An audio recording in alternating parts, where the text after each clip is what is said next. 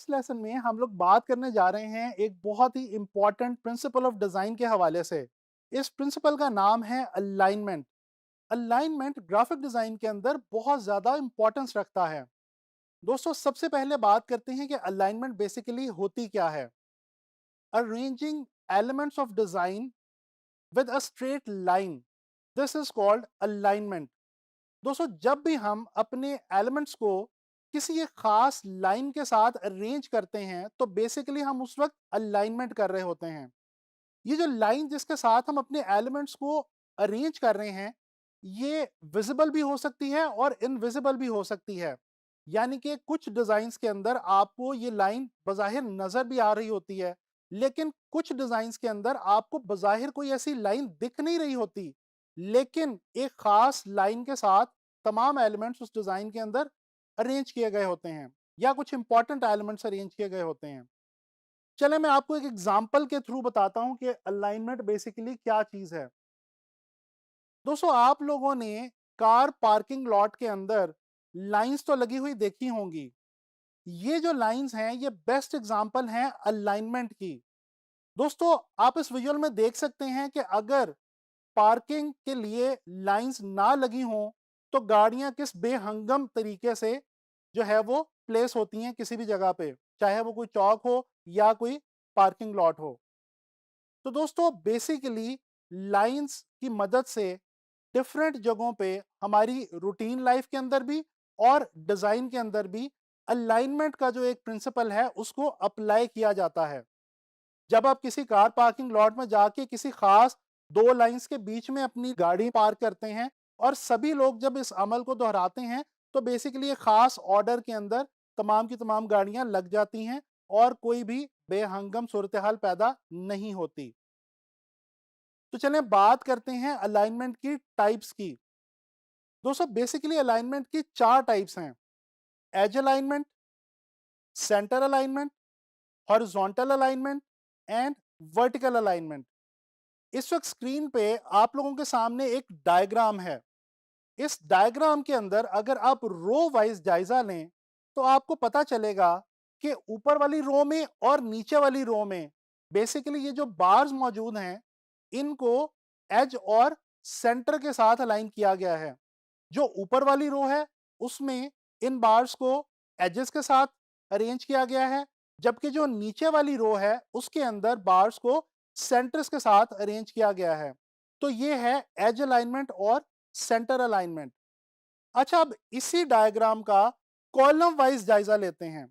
जब हम इसी सेम डायग्राम को कॉलम वाइज देखते हैं तो हमें पता चलता है कि जो लेफ्ट वाला कॉलम है इसमें बार्स को हॉरिजॉन्टली अलाइन किया गया है, जबकि जो राइट वाला कॉलम है उसमें बार्स को वर्टिकली अलाइन किया गया है। तो इस डायग्राम की मदद से हम इजीली समझ सकते हैं कि एज अलाइनमेंट में और सेंटर अलाइनमेंट में क्या डिफरेंस है और इसी तरह से हॉरिजॉन्टल अलाइनमेंट और वर्टिकल अलाइनमेंट में क्या डिफरेंस है। दोस्तों, अलाइनमेंट का ग्राफिक डिजाइन के अंदर बहुत ही इंपॉर्टेंट रोल होता है जब हम किसी भी एलिमेंट को टेक्स्ट के साथ जो है वो प्लेस करते हैं या कोई ऐसी सिचुएशन हो जिसके अंदर हम टेक्स्ट का बहुत ज़्यादा इस्तेमाल कर रहे हों, जैसा कि हम ब्रोशर्स में करते हैं, प्रेस ऐड में करते हैं या वेबसाइट वगैरह में करते हैं।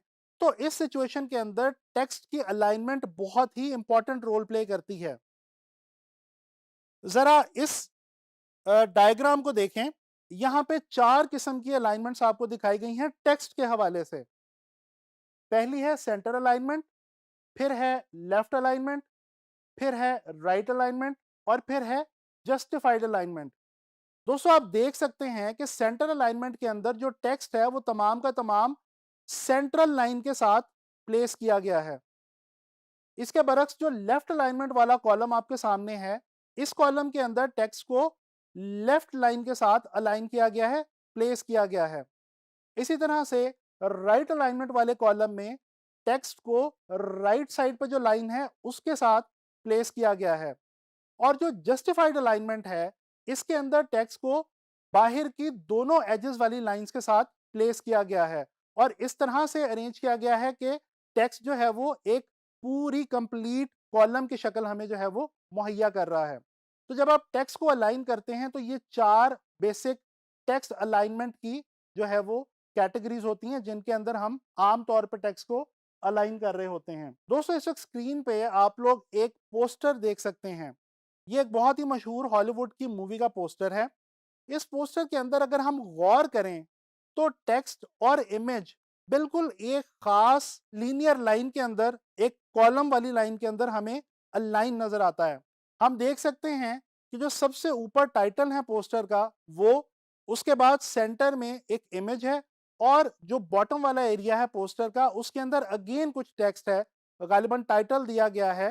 तो ये बिल्कुल सारा कुछ एक खास लाइन के अंदर, एक वर्टिकल लाइन के अंदर अरेंज किया गया है और आपके सामने है कि इस अलाइनमेंट की मदद से इस पोस्टर को कितनी खूबसूरत लुक मिल गई है। अच्छा, अब यहाँ पे मैं जिक्र इस बात का भी करना चाहता हूँ कि ये जो अलाइनमेंट हम करते हैं ये हम किस चीज़ के थ्रू करते हैं। दोस्तों आपके सामने एक ये ग्रिड नज़र आ रही है आप लोगों को।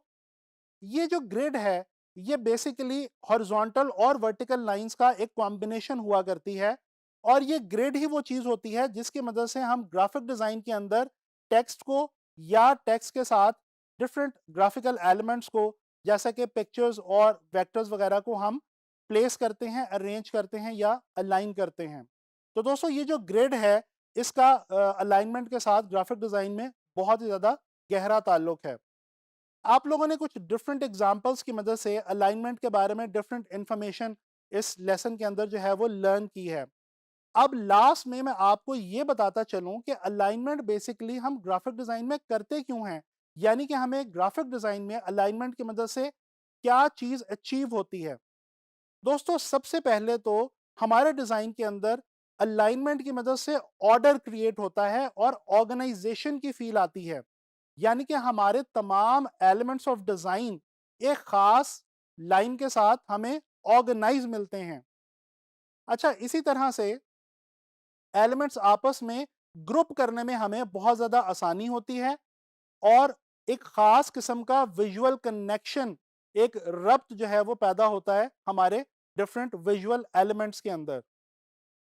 दोस्तों अलाइनमेंट के बारे में ये जितनी चीज़ें हमने लर्न की हैं इनको आपने गौर से ना सिर्फ ऑब्जर्व करना है। अब आने वाले वक्त में आप जब भी कोई डिज़ाइन देखें, जब भी कोई विजुअल देखें, ख़ास तौर पे कोई ग्राफिक डिज़ाइन की कोई भी रेलेवेंट चीज़ देखें तो उसमें आपने नोट करना है कि टेक्स्ट की अलाइनमेंट किस तरह से है, आपके पिक्चर्स की अलाइनमेंट किस तरह से है और कौन से असूल जो हैं अलाइनमेंट के हवाले से उस डिज़ाइन के अंदर अप्लाई हो रहे हैं। इससे होगा क्या कि जब आप अपने डिज़ाइंस बनाने शुरू करेंगे तो आपके डिज़ाइंस के अंदर बहुत ज़्यादा इंप्रूवमेंट आ जाएगी और एक ख़ास किस्म की स्ट्रेंथ आप देख सकेंगे अपने डिज़ाइंस में। तो मैं उम्मीद करता हूँ कि आपको अलाइनमेंट के हवाले से समझ आई होगी और अब आप लोगों ने इसके हवाले से बहुत ज़्यादा कीनली ऑब्जर्व करना है। इंशाल्लाह ताला नेक्स्ट लेसन में किसी मज़ीद प्रिंसिपल ऑफ डिज़ाइन के साथ मुलाकात होगी।